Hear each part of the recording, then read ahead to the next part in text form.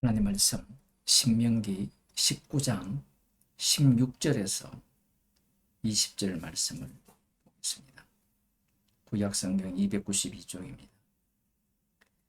만일 위정하는 자가 있어 아무 사람이 악을 행하였다 말함이 있으면 그 논쟁하는 양방이 같이 하나님 앞에 나아가 당시 제사장과 재판장 앞에 설 것이요 재판장은 자세히 사실하여 그 증인이 위증이니라 그 형제를 거짓으로 모함한 것이 판명되거든 그가 그 형제에게 행하려고 꾀한 대로 그에게 행하여 너희 중에서 악을 제하라.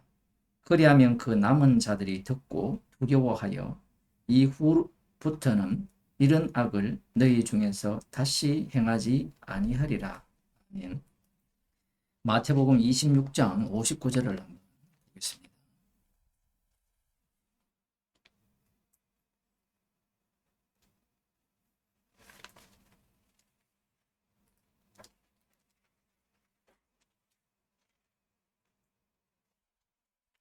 대제사장들과 온 공회가 예수를 죽이려고 그를 칠 거짓 증거를 찾으매 오늘 본문에 보면 재판장과 제사장들이 거짓 증인인지 참 증인인지를 판명하거든요. 구별을 한단 말이에요. 그런데 예수님을 재판하는 당사자가 대제사장들과 산헤드린 공회입니다. 이들이 최종 판결자예요. 이들은 이미 예수님을 죽이려고 결정을 내렸습니다. 결정을 내렸지만 어제도 말씀드렸습니다마는 이들이 무도한 자들이 아니에요. 우리는 교회를 다니면서 목사님들의 설교를 들으면서 바리새인과 대제사장들이 율법을 멸시했다, 외식했다, 이런 식으로 많이 들었지만 놀랍게도 주님께서 마지막에 십자가에 달려 죽으실 때는 율법대로 판결을 받아 죽습니다. 여기에 보면 그를 칠 거짓 증거를 찾아내 거짓 증인이 많이 왔으나 얻지 못했어요. 참 특이하죠. 거짓 증인이 와서 말을 했으면 그 거짓 증인의 증거를 갖고 예수님을 사형하는 판결을 내리면 되거든요. 그런데 얻지 못한 거예요. 여러 가지 측면에서 본문을 해석할 수도 있지만 오늘 본문에서 우리가 보고자 하는 것은 그 뒤에 보면 두 사람이 와서 가로되 이 사람의 말이 내가 하나님의 성전을 헐고 사흘에 지을 수 있다 하더라. 이것은 거짓 증언이 아니죠. 예수님의 말씀입니다. 대제사장이 일어서서 예수께 묻되 아무 대답도 없느냐 이 사람들이 너를 치는 증거가 어떠하뇨 하되 예수께서 잠잠하시거늘 대제사장이 가로되 요 증거에 대해서는 불명확하죠. 상식적으로 생각해 보세요. 사흘 만에 성전을 지을 수 있습니까? 불가능하잖아요. 건축물을 짓는데 사흘 만에 짓는 것은 불가능하거든요. 진흙으로 지으면 모르겠지만 조그맣게 모형을 짓는다면 내가 너로 살아계신 하나님께 맹세하게 하노니 네가 하나님의 아들 그리스도인지 우리에게 말하라. 놀랍죠. 살아계신 하나님께 맹세하게 하노니 이들의 판결이 그냥 대놓고 하는 게 아니라 하나님 앞에서 하는 판결임이 명확해요. 어떻게 그럴 수 있느냐라고 할지 모르지만 바리새인들이나 서기관들도 마찬가지고요. 여기서도 보면 살아계신 하나님께 맹세하여서 자신들은 예수님을 죽이겠다라는 거예요. 판결을 그렇게 내리는 겁니다. 예수께서 가라사대 네가 말하였느니라. 그러나 내가 너희에게 이르노니 이후에 인자가 권능의 우편에 앉은 것과 하늘 구름을 타고 오는 것을 너희가 보리라 하시니 이에 대제사장이 자기 옷을 찢으며 가로되 저가 참남한 말을 하였으니 어찌 더 정의를 요구하리요. 어제 한 설교를 본문을 왜 또 합니까? 라고 물으신다면 다릅니다. 무엇이 다르냐면 지금 이들이 예수님을 사형 선고를 내릴 때 거짓 증인을 데려와서 사형 선고를 내리는 게 아니라 자기들은 죽일 권한이 없기 때문에 빌라도에게 넘기거든요. 이것은 다 말씀대로 되기 위함인데 사형 선고를 내림에 있어서는 그 정당성이 율법입니다. 신명기 19장의 율법이에요. 그 율법에 근거해서 하나님의 이름을 모독했거든요. 자신이 하나님의 친아들이라 하잖아요.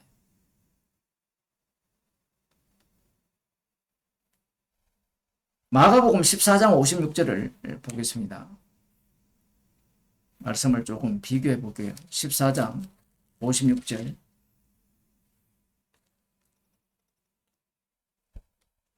거짓 증거하는 자가 55절을 보면 대제사장들과 온 공회가 예수를 죽이려고 그를 칠 증거를 찾되 얻지 못하니. 증거를 왜 찾아요? 죽이기로 결정했으면 죽여버리면 되지.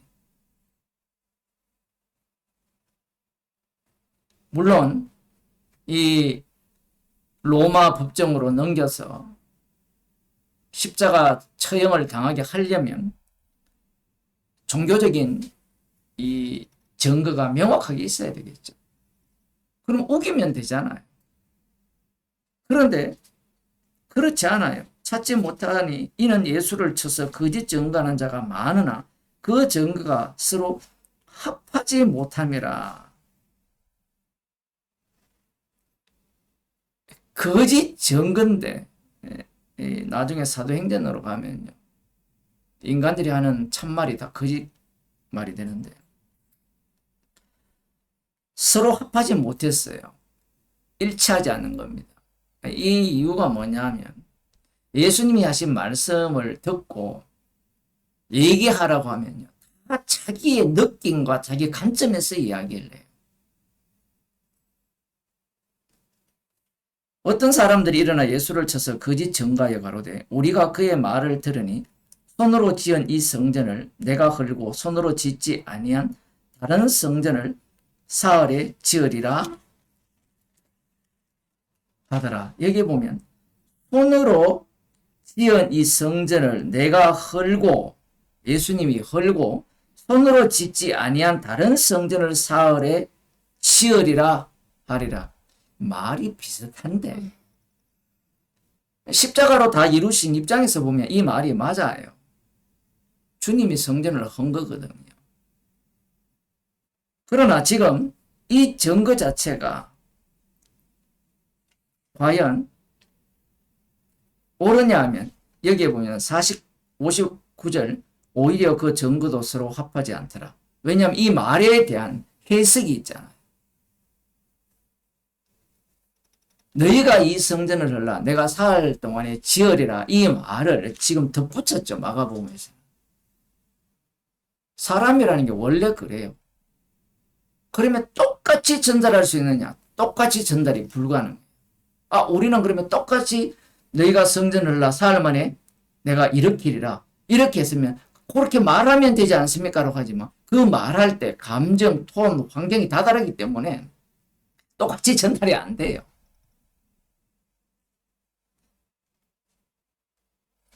그래서 예수님이 말씀한 것들을 자기 입장에서 설명을 하니까 서로 맞지 않습니다. 그리고 60절에 보면 대제사장이 가운데 일어서서 예수께 물어가로되 너는 아무 대답도 없느냐? 이 사람들이 너를 치는 증거가 어떠하냐 하되 잠잠하고 아무 대답도 아니하시거늘 대제사장이 다시 물어가로되 네가 찬송받을 자의 아들 그리스도냐? 찬송받을 자가 누구냐면 여호와 하나님이에요. 찬송은 여호와 하나님께만 돌려야 돼요. 그런데 아들이 되면 어떤 형국이 되느냐면 하나뿐인 유일한 여호와 하나님의 아들이 있으면 하나님이 둘이 돼요.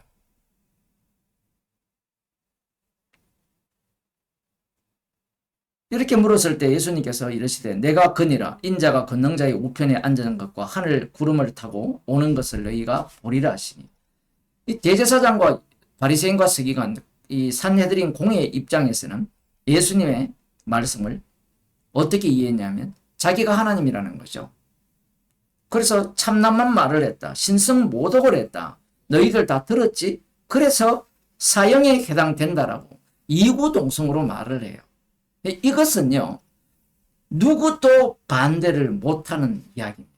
왜냐하면 우리들이야 구약에 관심이 없잖아요. 그런데 지금 예수님을 사형하려고 하는 죽이려고 하는 이들은 다 유대인들입니다.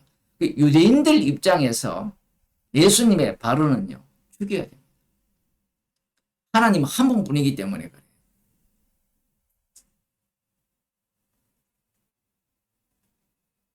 그러니 이들은 예수님의 말씀을 용납할 수 없습니다. 증거가 확실하죠. 놀라운 것은 참 증거를 갖고 예수님을 죽였다라는 거예요. 참 증거. 거짓 증거가 아니에요. 그러면 예수 믿는 이 충성스러운 사람들은 어떻게 그게 참 증거냐? 참 증거예요. 구약에 보면 여호와 하나님 외에 다른 신이 없습니다. 그런데 예수님이 지금 자신을 하나님으로 했잖아요. 그러니 예수를 죽여야 되죠. 사도 바울을 보면 율법의 의로는 흠이 없는 자라고 살면서 예수 믿는 자를 왜 핍박합니까? 하나님은 하나뿐인 하나님이에요. 그런데 예수님이 오셔서 내가 하나님의 아들이라 하니까 이것은 거짓 선지자의 특징이에요. 신명기 18장에 나오는. 자신을 하나님으로 하는 자를 어떻게 용납합니까? 그러니 이들 입장에서는 예수님을 죽이는 정당성이 율법에 근거해서 만들어졌다. 이것을 제가 강조하는 이유가 뭐냐면 예수님의 십자가 사건은요. 율법을 안 지키는 자들에 의해서 죽임당한 사건이 아니라는 겁니다.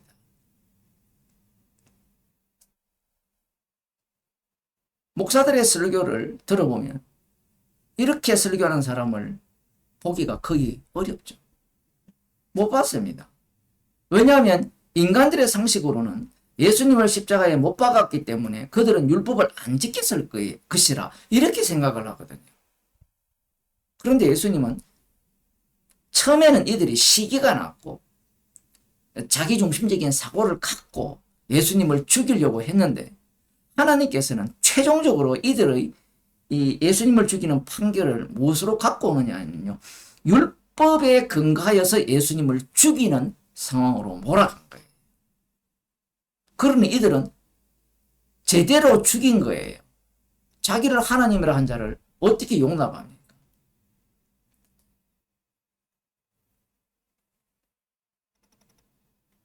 이것이 율법을 주신 목적이에요. 율법을 지키게 되면 예수님을 핍박하고 살해하게 되어 있어요. 사도 바울을 보면 율법을 지켰기 때문에 예수님을 핍박해요. 왜 핍박하느냐라고 하면요. 예수님이 주라는 거예요. 심판주. 이렇게 되면 여호와 하나님이 심판주인데 예수님이 주가 되면 여호와 하나님 밀려요. 그리고 예수 이름 외에는 구원을 얻을 만한 이름을 준 적이 없다라고 해버립니다. 구약에는 누가 구원합니까? 여호와가 죽이기도 하고 살리기도 하죠.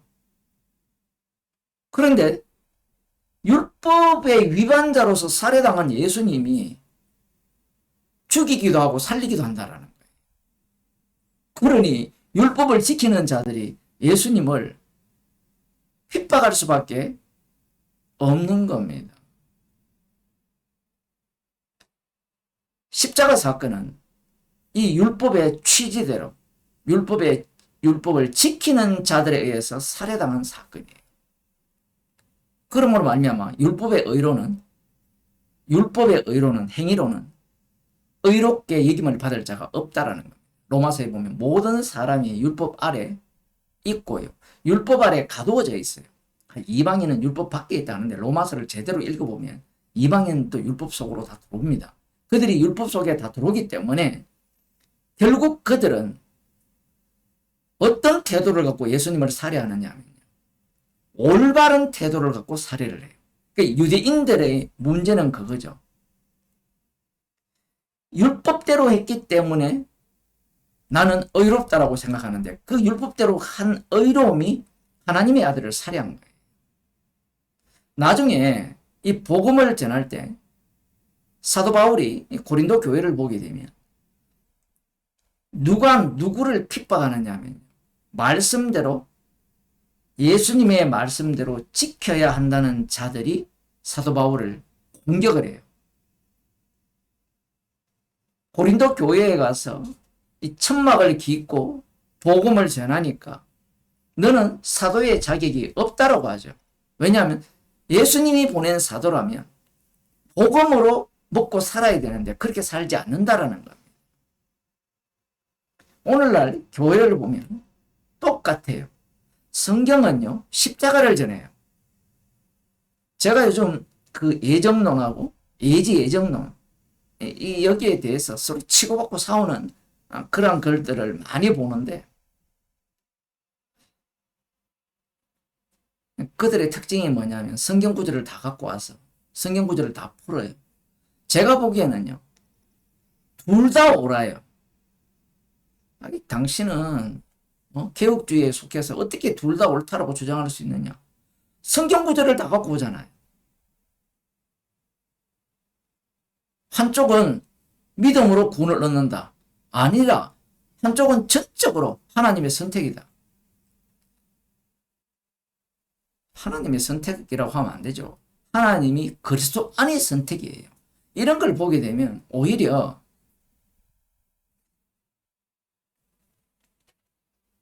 개혁주의가 엉터리예요. 문제가 뭐냐면 인간들은 선악을 구분을 합니다. 선악을 구분해서 어디에 써먹느냐 하면요, 자기 구원용으로 써먹어요. 그게 유대교거든요. 성경을 창세기부터 말라기까지 연구를 해서 자기를 구원하기 위한 방편으로 거기에 대한 정답을 뽑아냅니다. 2000년 기독교 역사가 그러한 짓을 했거든요. 선악과를 먹었기 때문에 성경은 분명히 예수님에 대해서 전가하고 예수님은 십자가에 못 박혀 죽으신 예수님이고, 왜 십자가에 못 박혔느냐, 방금 본문에 보셨다시피 남은 자들에 의해서 살해당한 거예요. 살해당한 십자가에 못 박히신 예수님을 전가하는 게 성경인데 모든 인간의 관심은 이게 로마 가톨릭이 그래 만들었어요. 구원론으로 다 바꿔버렸어요. 사도들이 지나버리면 속사도부터요, 다 구원론이에요. 구원론. 성경은 그리스도에 대해서 전가하고 있는데, 십자가를 전가하고 있는데, 예정론을 이렇게 서로 치고받고 싸우는 걸 보면 예정론이 있어요. 그리스도 안의 예정을 분명히 이야기하고요, 우리들을 예정했다라는 이야기를 해요. 그런데 그 용어 하나하나 모든 것들이 십자가에서 다 이루신 예수 그리스도를 전가하고 있는데 그들은 그 용어 하나하나를 다 끌어모아 가지고 그걸 믿으면, 이렇게 믿으면 내가 구원을 얻는다라고 해요. 오늘 제가 페이스북에 어떤 글을 보고 댓글을 썼는데 그 사람이 이런 얘기를 해요. 뭐 예수님을 안 믿어도 하나님만 믿으면 구원을 얻는다는 거예요. 또 한 가지 뭐라고 하는 거면 예수를 안 믿더라도 예수님이 말씀한 사랑을 행하면 구원을 얻는다는 거예요. 그러면 복음을 좀 아는 사람들은 예수를 믿어야 구원을 얻지 않습니까? 이렇게 반박을 할 거 아니에요. 물론 그렇게 반박을 해야 되는데 문제가 뭐냐면 그 사람은요, 자기 구원에 관심이 있어요. 자기 구원. 예수를 안 믿어도 자기 구원에 관심이 있어요. 예정론을 들여다보면 그 얘기를 왜 하느냐는 거예요. 그건 믿는다고 구원이 됩니까? 하나님이 주권을 믿는다고 구원이 돼요. 십자가의 피 능력이 구원을 하잖아요. 주님이 지금도 살아계시잖아요. 세상 끝날까지 동행을 하시잖아요. 그런데 주권을 믿는 자들은 문제가 뭐예요? 주권을 믿는 나를 믿는 거. 그리스도 안에 예정을 믿기 때문에 최종적으로 내가 믿어야 구원을 얻는다는 이들의 문제가 뭐예요? 자기 부인이 안 되잖아요. 예수님을 믿은 십자가를 믿은 내가 부인이 안 되는데 그게 무슨 구원입니까? 예수님을 따라가려면 자기를 부인하고 자기 십자가를 져야 구원이 되는데 주권을 믿는 내가 부인이 안 되고 예수님을 믿는 내가 부인이 안 되는데 그게 무슨 구원이 됩니까? 그러면 성경에 입으로 믿어야 되지 않습니까? 선택을 야곱은 사랑하고 에서는 미워했다라는 그런 선택이 있지 않습니까? 그 모든 것이 십자가의 피능력을 자랑해요. 그래서 입으로 예수 그리스도를 시인하는 자, 주의 이름을 부르는 자가 구원을 얻는다라고 했을 때 성도는 그 말씀 자체를 십자가가 밝게 보이는 말씀으로 보여요. 비록 주의 이름을 불러서 구원을 받은 자라 할지라도 그는 어떤 고백을 하느냐면 주의 이름을 불러서 구원된 게 아니라 십자가신 주님이 화목제물이 되셔서 그분이 심판주가 되셨기 때문에 그분의 주되심을 드러내기 위해서 주님이 불러서 내가 그 부름에 응답을 한 것이다. 이런 고백을 해요. 이 내용 전체가 자기 부인이 담겨 있어요. 십자가의 피를 자랑하는 믿음이 되는 겁니다.